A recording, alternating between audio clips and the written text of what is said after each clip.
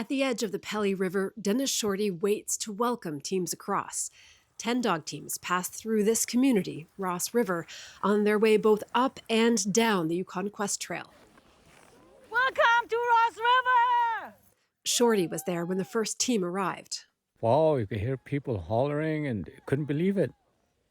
Probably almost tears, some people.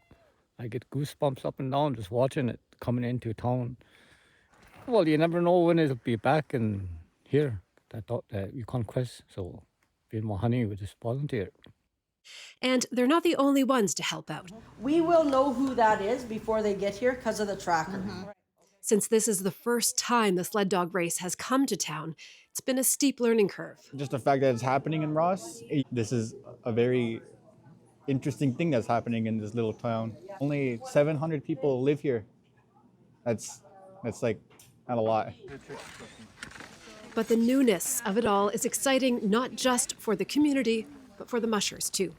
Well, it's really cool visiting other communities. I really like meeting new people, and it's beautiful starting in Teslin. And although this race is new to Ross River, sled dogs are not. It's just been a very long time. Shorty says he remembers when he was little, before going away to residential school. There were lots of dog teams here. He grew up out on the land where dog teams were a way of life.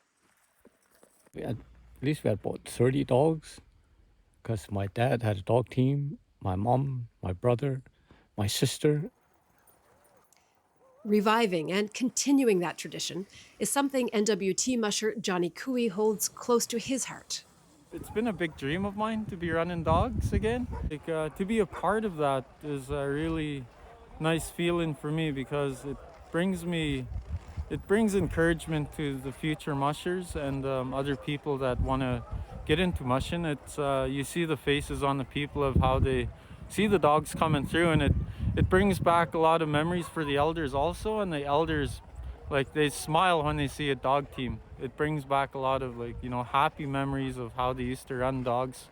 Shorty also hopes these dogs might spark some interest and revive that old tradition here. You never know, it might inspire some young person to see people coming through, and hopefully it does that, to inspire some young person to pick up that dog team again. Not only for racing, but to go out on the land. Nowadays, people use skidoos and motorboats, and a long time ago, we have dog team. Many teams are now hunkering down for a rest before heading back to Teslin for the finish. Cheryl Kawaja, CBC News, Ross River, Yukon.